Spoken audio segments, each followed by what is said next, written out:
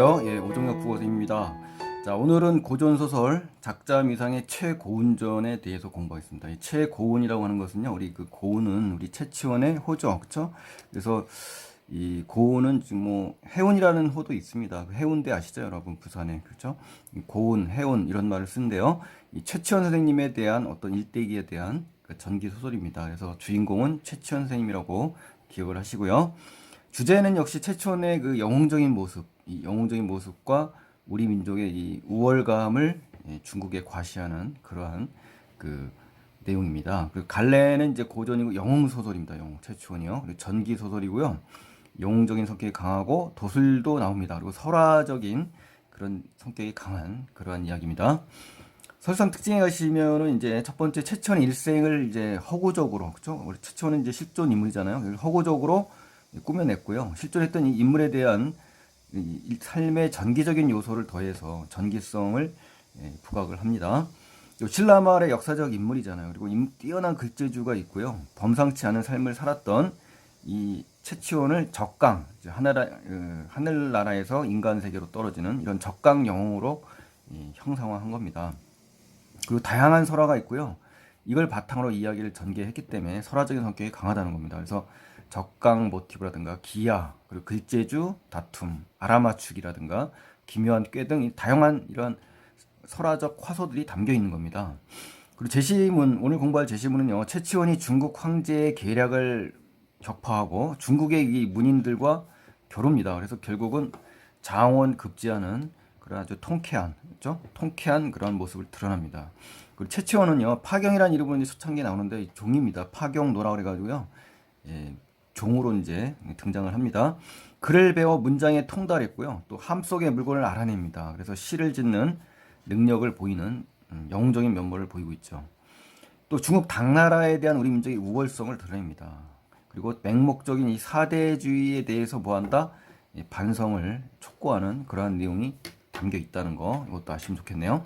또 조선시대에 많은 영웅 군담 소설들을 배우셨잖아요, 우리도. 이런 군담 소설들이 전쟁을 소재로 해 놀라운 도술이라든가, 그렇죠? 무예를 발휘하는 이 영웅들을 많이 보셨잖아요, 그렇죠? 예. 그렇지만 이 소설은 뭡니까? 우리 민족이 뛰어난 문제입니다, 이제, 그렇죠? 문인들이 나온다는 거죠, 군인보다는. 그래서 문인들의 이 재주를 과시하기 위한 의도가 뚜렷하다는 점이 이 소설의 특색이라는 것도 기억을 해주시면 더 좋겠네요. 또 임진왜란 때 어때? 우리나라에 와서 갖가지 피해를 줬던 이 중국인들, 그렇죠? 명나라 중국인들 얘기하죠. 오만과 횡포에 대한 이 울분과 기대감에 의해서 이 당시 이제 창작이 된 겁니다. 그래서 중국인들과 맞서 싸워 승리하면서 그들의 황제를 비판하는, 그렇죠? 이 최치원의 이 모습을 잘 드러낸 겁니다. 그래서 당시 얼마나 통쾌했겠습니까?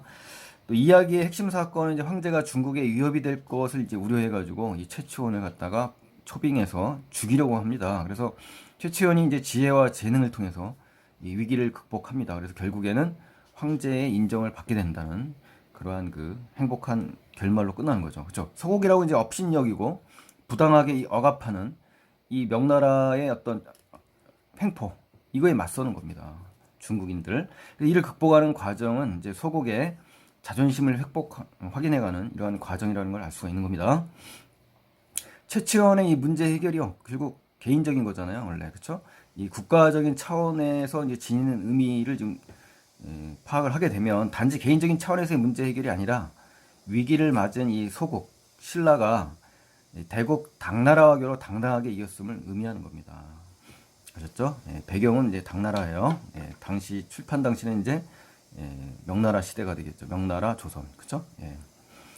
또 사대주의를 거부하며, 그죠? 사대주의를 거부하며 중국 중심의 이 세계관, 화이관이죠, 그죠? 사대주의 중국 중심의 세계관을 비판합니다. 비판하고 형식적 지위와 실질적 능력을 역전시키는, 그죠? 종이 주인에게 사위가 되는, 그죠? 조인의 사위가 되는 그런 것들이 나오기 때문에 이제 역전이라고 하는데요. 이 권위적 신분 질서에 반발하는 내용들이 나옵니다. 그래서 최치원이 종으로 나오거든요, 처음에. 승상보다 더 뛰어난 재능도 지니고 있다라든가. 이 민중적 감수성과 상상력이 강하게 투영된 이런 결과로 볼 수 있는 거죠. 또 이야기 전체의 긴밀성이라든가 통일성보다는 여러 가지 설화적인 요소를 이제 가미하다 보니까 집대성하는 수법으로 긴밀성과 통일성 위주보다는 이제 여러 가지 설화를 삽입했다는 그런 특징이 있다는 것을 참고하시면 좋겠습니다. 또 현실과 비현실이 이제 교차합니다. 그래서 작품의 흥미를 더욱더 부각하고요. 또 이거는 주로 현실 세계의 일을 다루잖아요. 그래서 근데 이제 앞부분 줄거리에는 이제 금돼지가 여인을 납치한다든가 수천 명의 선비가 최춘에게 글을 가르친다든가 이렇게 하늘에서 내려왔다는 이런 내용들이 이제 비현실적이고 전기적인 요소가 있다라 그런 거죠. 16세기 이제 도가 사상에 기반을 둔 것으로 알려져 있다고 합니다. 그래서 초월계를 방문하여 신이한 존재와 교류하는 광경 이런 것들이 이제 도가 사상에 영향을 끼친 거라고 볼 수 있습니다. 자, 그러면 이제 두 번째 이제 본문 학습으로 이제 바로 들어가겠습니다. 자, 내용을 살펴보시죠.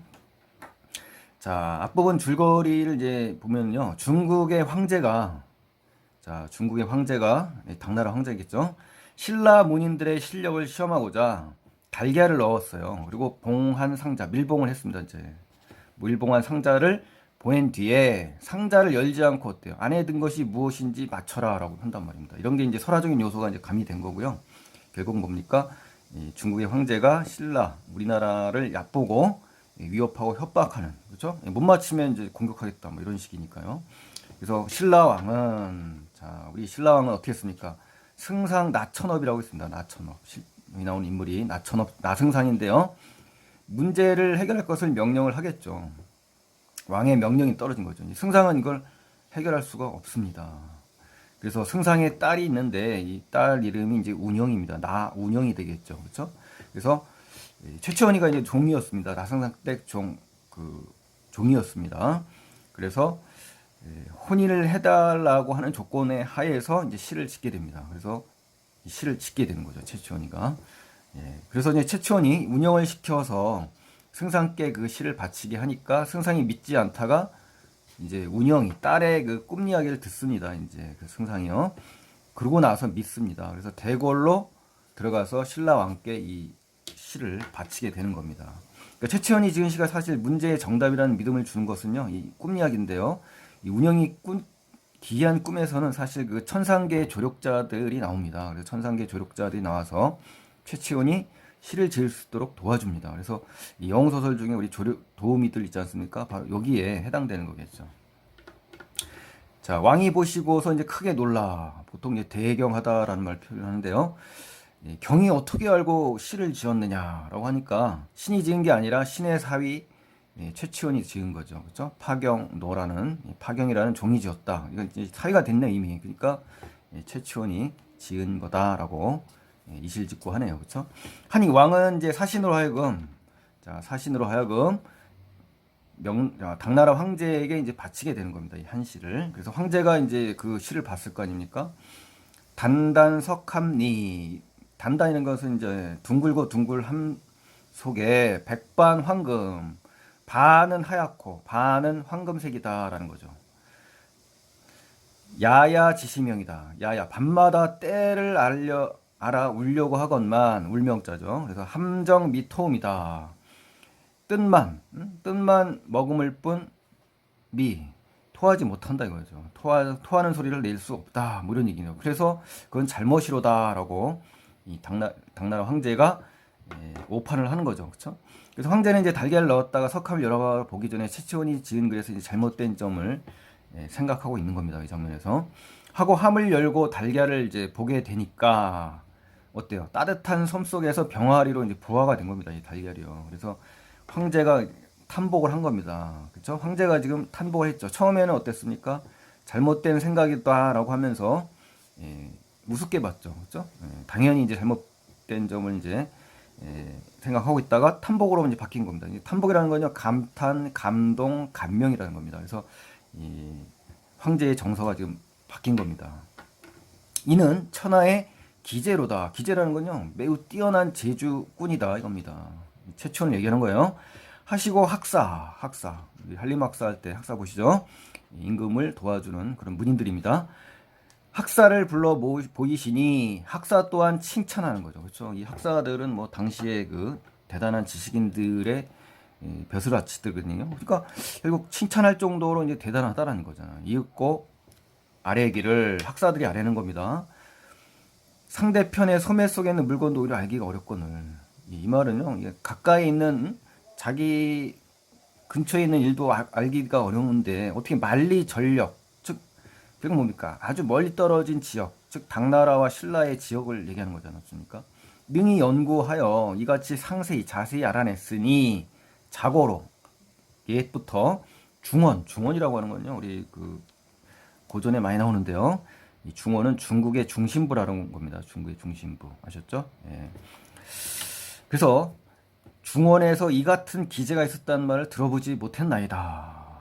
그러면서 이제 학사는 이제 공부를 많이 한 사람들일 텐데 이런 말을 처음 들었다고 하는 거잖아요. 그러니까 최치원에 대해서 그 시가 정말 감동적이다라는 거고요. 그 최치원 같은 이런 우월한 능력을 지닌 사람은 중국에서는 찾아보기 드문 그러한 인재라는 그런 칭찬을 한 겁니다. 오직 걱정되는 것은 그죠? 칭찬이 된 상태에서 이제 우려하는 점이 나왔는데요. 소국이 대국을 멸시할 단서가 될까 하니, 그러니까 이제 뭡니까? 신라가 우리 당나라를 무시하고 모멸하고 경시할 가볍게 볼 실마리가 될 수 있사오니, 그죠? 이 무시하는 태도죠. 이 말하기에는 어떤 의도가 숨겨져 있는 겁니까? 이 신라를 굉장히 깔보고 무시하는 그런 말하기 방식이잖아요. 바라옵건대 시를 지은 자를 불러들여 어려운 문제를 이렇게 쉽게 풀어낸 이유를 캐물으심이 좋을까 하나이다. 하니 황제께서 옳게 여기시고 신라에 지은 기사는 이제 인재입니다. 인재를 보내도록 이제 초빙을 이제 지시하는 거죠. 인재 초빙. 그래서 신라 왕이 깜짝 놀랐겠죠. 그렇죠? 깜짝 놀래서 당황을 했을 거 아닙니까? 그래서 승상 나천업을 불러서 의논하고 말씀하시기를 천자가 당나라 황제가 우리나라를 침공하고자 하여 또 시 지은 선비를 부르니 그렇죠. 이제 침공의 이 빌미, 그렇죠? 명분을 쌓으려고 지금 시비를 거는 거지 않습니까? 그래서 이번엔 또 선비를 부르라고 하니까 당황한 이 우리 신라 왕이 그렇죠? 나승상이죠. 서랑은 이제 최천을 얘기하는 겁니다. 이제 사위죠, 사위. 나이가 어리니까 당시 12세로 좀 알고 있는데요. 만리밖에 보내기가 어렵다. 그러니까 경이 대신 가는 게 어떻습니까? 라고 천자가 이제 묻는 겁니다. 말은 묻지만 뭐 명령이나 다름없죠. 임금이 얘기하는데, 그렇죠? 승상을 보내고자 하는 것은 이제 최치원의 나이가 어리다는 근거로 염려와 걱정 때문에 대신 가는 게 어떠냐라고 이야기를 하는 겁니다. 하시니 이제 승상이 원하옵건대 평화나 없어서 원한다. 그리고 안녕히 계십시오. 다녀오겠습니다. 라는 뜻입니다. 하고 전결을 받아 집으로 돌아와 웁니다. 이제 그죠? 겉과 속이 완전히 다른 거죠. 그렇죠? 임금 앞에서는 예스를 하고 뒤에서는 노를 하는 장면이지 않습니까? 그러니까 어떻게 보면 표리부동한 그런 인물의 형태를 볼 수가 있죠. 집안 사람들에게 말하기를, 가족들에게 이제 하소연하는 겁니다. 중국 천자가 시지은 선비를 최치원이겠죠. 보내라 하시니 최랑은 최치원입니다. 이제 사위가 됐으니까 최랑이라고 하네요. 그렇죠? 어려서 보낼 수가 없고 내가 대신 가야 하니 살아 돌아올 방법이 없으므로 어찌할꼬라고 울면서 한탄하는 장면이에요. 그래서 왕이 내린 이 과제 해결에 고심을 하는 장면이고요. 한자로 이 노심초사라고 할 수 있는 거죠. 그렇죠? 예. 전전긍긍, 뭐 노심초사, 좌불안성, 뭐 이런 태도를 취하고 있는 거죠. 하니 온 집안이 통곡하고 어찌할 바를 모르더라. 그렇죠? 이게 주관적 개입이지 않습니까? 서술자의 주관적 개입. 나씨는 여기서 누굽니까? 나승상의 딸 운영이를 얘기하는 겁니다. 채랑에게 말하기를, 남편이겠죠. 그렇죠? 천자가 시지은 선비를 부르는데 아버지께서 대신 가신다 하니 만리장도, 그렇죠? 당나라죠. 매우 먼 길에 돌아오시기가 어려울 뿐만 아니라 반드시 큰 화를 입으실 것이오니 부녀간의 정의에 이 정의에 측은함을 참지 못하겠나이다. 그러니까 부녀간의 정이 가엾고 불쌍한 처지에 있다라고 하면서 남편에게 하소연하고 하는 장면이죠. 그러니까 하니 최랑이 말하길, 우리 최치원이 뭐라고 합니까? 승상께서 대신 가실 수 없소. 응당 마땅히 내가 가야 하오 하고면서 당당하고 아주 영웅적이고 그렇죠?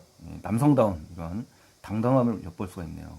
하니 운영이가 말했습니다. 이제 당신이 나를 버리고 만리밖에 가시면 어찌 그 쉽게 편안히 돌아올 수 있겠냐. 걱정하는 거죠. 그러니까 나씨는 이제 승상과 최천 중 누구라도 이제 중국에 가면 둘 중에 하나는 안전하게 귀국하지 못할 것을 이제 근심하고 염려하는 그러한 태도를 취하고 있는 겁니다. 자, 중략 이후입니다. 이제 어전에 이제 드디어 이제 당나라에 이제 도착을 했습니다. 최치원이 임금님 앞에 이르니 황제가 용상에서 내려와 맞이하여 상자에 앉히고 그죠? 대접을 극진히 하네요.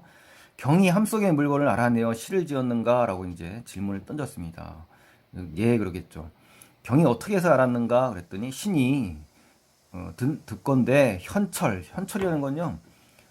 어질 현자잖아요. 어질고 철인, 즉 사리에 밝은 사람을 얘기하는 겁니다. 그러니까 현철한 사람은 비록 천상, 하늘에 있는 물건도 오히려 능히 쉽게 알 수 있다고 하는데 신이 미천하고 하찮고 천하고 불미나오나 딱하고 가여운 처지이지만 겸손한 표현이죠.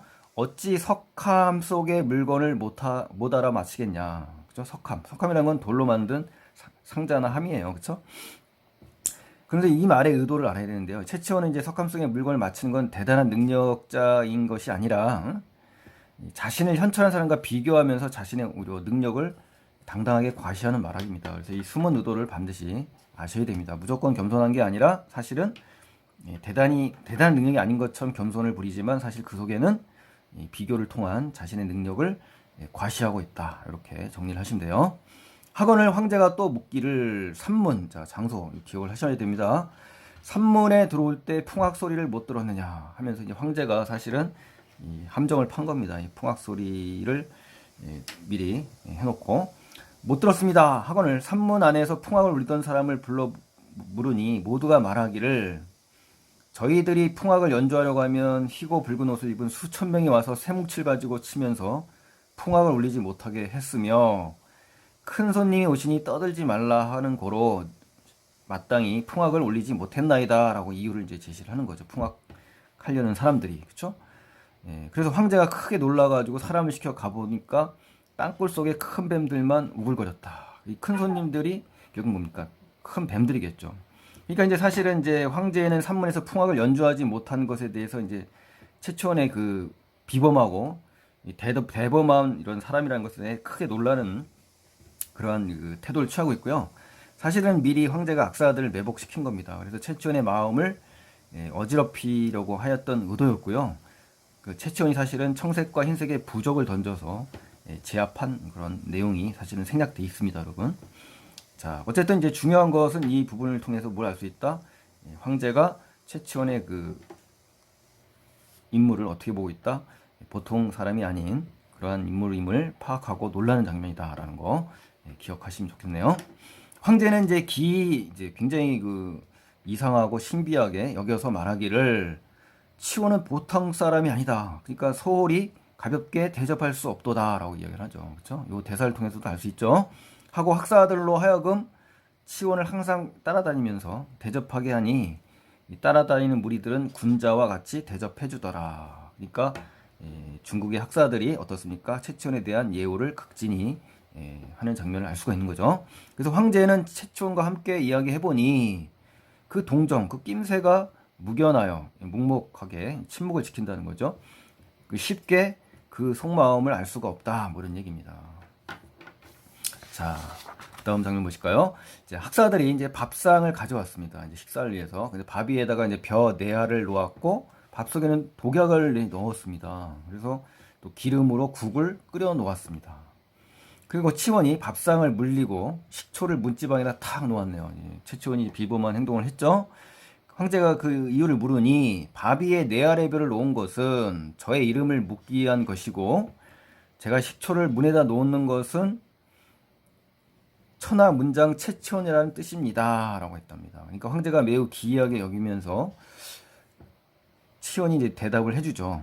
비록 소국에서도 간장으로 국을 끓이고 기름은 등불에 쓰는 것이 원칙인데 이제 국그릇을 내가 보니 기름으로 국을 끓이고 있었으니 왜 그런지 난 알지 못하겠거니와 어찌 대국이란 나라가 간장으로 등불을 씁니까? 라고 이제 조롱하는 장면입니다. 이 대사가 중요하죠. 그래서 우리를 무시해왔던 소국이라고 무시해왔던 이 대국답지 않은 이 당나라를 조롱하는 장면입니다. 굉장히 통쾌한 거죠.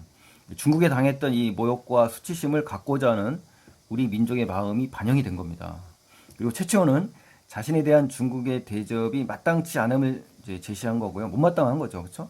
중국의 행동이 또 이치에 맞지 않은 행동을 함으로 인해서 질책하고 꾸짖는 그러한 그 말하기입니다. 내용 속에 보면 중국을 대국이라고 칭하지만 그렇죠. 상대를 높인 듯하지만 비웃고 야유하고 우롱하는 그렇죠. 비웃고 야유하고 우롱하는 이러한 억양법 비슷한 그렇죠. 어떻게 높인 듯하지만 결국 축 낮춰버리는 그렇죠. 억양법을 쓰면서 어떻습니까? 상대방을 우롱하고 조롱하는 그런 통쾌한 그 영웅의 모습을 볼 수가 있다는 겁니다. 이런 데서요. 황제가 다시 가져오게 하고 치원에게 주었으나 치원은 어때? 젓가락을 휘휘 저을 뿐 먹지 아니하고 말하기를 우리나라에서는 소인이라도 죄가 있다면 죄를 밝히고 스스로 벌을 받도록 하고 죄 없는 사람은 몰래 죽이지는 아니합니다. 하니까 황제가 이제 알아들었겠죠. 그게 무슨 말이냐 하거늘 알면서 이제 치원이 대답하기를 이제 지붕의 새소리를 들으니 밥 속에 독약이 있어 먹으면 죽는다고 합디다. 뭐 이런 얘기죠. 그러니까 최치원이 이제 새의 말을 듣고 위기에서 이제 벗어나는 장면이고요. 이 신비한 능력으로 중국의 계략을 물리치는 최치원의 이 탁월한 영웅적인 모습이 이런 면의 그 성격을 읽을 수 있어야 됩니다, 여러분. 영웅 소설이 바로 이런 장면에서 보이는 겁니다. 우리 군인들의 어떤 싸움 이런 거 많이 보셨죠? 근데 이제 문인들의 이러한 재치와 기지 이런 걸 통한 영웅적인 모습 굉장히 독특하기 때문에 역시 수능에 나올 수 있는 소설이라고 볼 수가 있습니다. 이런 면에서요. 황제는 알지 못하고 웃으며 말하기를 경은 어찌하여 허망함 거짓되고 망령된 말을 그처럼 하는가 하고 이제 시침을 떼면서 이제 황제의 표정이 어떤지 상상하실 수 있으시겠죠. 예. 이에 치원이 젓가락으로 밥을 헤쳐보니 그렇죠? 이 증거를 제시하는 거죠. 독약이 있죠. 당연히 밥그릇의 색도 누렇게 변해간 겁니다. 그래서 황제는 밥상을 물리치고 이제 뭐 했다? 그렇죠. 사과를 하는 거죠. 그렇죠? 예. 오리발 내밀다가 결국은 이 사과하는 이런 대국 황제의 이러한 모습을 통해서 뭘 알 수가 있습니까? 얼마나 허세가 차 있고 가식, 위선, 그렇죠? 이러한 사람들이 어떻게 대국의 황제인지 비판할 수가 있겠죠. 독자들은요. 천재로다. 그 속에서 이제 황제는 최치원을 통해서 천재라고 이야기하는 겁니다. 더 이상 사기칠 수 없다. 뭐 이런 얘기입니다. 그래서 이제 밥을 바꾸라 하고 해라. 그 후로 황제는 치원을 더욱 어때요? 이 후대라는 것은 환대와 대접을 잘했다 이겁니다. 그래서 황제의 마음이 완전히 바뀌었네요. 그렇죠? 예. 그해 가을 천하의 선비들이 중국 선비들이 다 모였습니다. 태학궁 중국의 고대부터 송나라 때까지 국가가 중앙에서 베푼 최고 학부가 뭐다? 태학궁이라는 겁니다. 우리나라 그 성균관처럼요. 그렇죠? 예. 과거를 베풀었는데 선비의 수가 무려 8만 5천 명. 그러니까 경쟁자가 이제 8만 5천 대 1이 되겠네요. 그렇죠? 예. 여러 선비들이 최치원과 함께 장원을 다투었으나 최치원이 당당히 장원에 뽑힌 겁니다. 대단하죠. 이제 이런 걸 볼 때 실제 우리 최치원이 빈곤가에 우리 선발됐지 않습니까? 실제 또 최치원의 그런 영웅적인 모습 맞습니다. 근데 그걸 이제 소설화 시킨 거죠. 지금도 이제 최치원의 그 중국에 가면요, 최치원의 그 동상인가요? 이런 그 것들이 많이 남아 있어가지고요. 아직도 그 중국 사람이 최치원을 굉장히 존경한다고 합니다. 중국에 가시면은 최치원의 그 유적지에 가시면은 잘 알 수가 있습니다, 여러분. 아직도 남아 있더라고요. 이에 황제는 수많은 상금을 치원에게 하사했다. 요 장면은 이제 요약적 제시고요. 서술자의 요약적 제시고 중국보다 탁월하고 우수한 능력을 지니고 있음을 드러내는 그래서 우리 민족의 자긍심을 한층 더 강조하는 그러한 아주 통쾌한 장면의 글입니다. 이 장면이요. 자, 황제의 친시. 자, 친시라는 건 임금이 친히 과장에 나와서 과거 시험장에 나와서 시험 성적을 또 살피고 급제자를 정하는 것을 갖다 친시라고 합니다. 쌍용이 하늘에서 내려와 시를 취해가지고 하늘로 올라갔다. 전기적이죠, 이런 장면이. 그렇죠? 예, 비현실적인 사건을 삽입해가지고 인물의 비범함을 훨씬 더 어때요? 강조하는 그러한 장면입니다. 황제는 최치원에게 경이 지은 시를 하늘이 가지고 가서 잘 지은 여부를 내가 알지 못했다라고 하는 거죠. 함부로 치원이 다시 써서 보이니 황제는 뭐한다? 칭찬하죠. 다시 썼다는 겁니다. 대단하죠?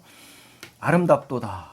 치원의 시여. 천하에 어찌 이와 같은 시가 있으며 이 때문에 하늘이 가져갔으리라 하면서 아주 극찬을, 그렇죠? 이보다 더 극찬이 없지 않습니까? 황제가 소국이라고 얕봤던, 멸시했던 그런 소국의 신라의 한 인물에게 머리를 조아리는 거죠. 어떻게 보면. 그렇죠? 하고 장원을 시키고 급제한 사람과 함께 7일간 육아라는 거는 과급제자가 광대를 데리고 풍악을 울리면서 시가행진을 벌이면서 어때요? 시험관, 선배, 급제자, 친척 등을 찾아보는 거죠. 그러니까 결국은 우리 금이 환영 있지 않습니까? 우리나라에도 그런 거겠죠. 육아. 하게 하니 그 영화로움이 극진했다. 정성을 다했다라는 겁니다. 그러니까 해피엔딩이고요. 최치원의 이러한 영웅적인 모습을 통해서 우리 어떻다? 이 통쾌함과 중국에 대한 어떤 울분과 치욕을 한 번에 씻어내리는, 그죠? 이 독자들, 당시 독자들 생각해 보세요. 그죠? 이 엄청난 그 피해를 입고 이 글을 읽었다고 생각한다면 간접적으로나마 어떤 그 억울함, 이런 분노 이런 것을 이 글을 통해서 씻을 수 있지 않습니까? 그렇죠? 바로 그런 것이 이제 소설의 역할인 겁니다. 자, 그래서 오늘은 최치원의 영웅소설 최고운전에 대해서 공부를 했고요. 역시 이것도 수능에 나올 수 있는 요소가 충분합니다. 그래서 이 장면이 아니라 다른 장면들이 또 있거든요. 여러 장면 에피소드가. 그건 5페이지에 제가 이제 프린트에 넣어놨습니다. 그 자세한 것은 그 프린트를 보시면 잘 정리되어 있으니까요. 확인하시고요. 프린트를 바로 다운로드 받으시면 되겠습니다. 자, 오늘 시청해주신 여러분 고맙고요. 구독 버튼 안 눌러주신 분은 눌러주시고요. 좋아요, 댓글 남겨주시면 정말 고맙겠습니다. 그럼 다음 시간에 또 뵙겠습니다. 안녕히 계십시오.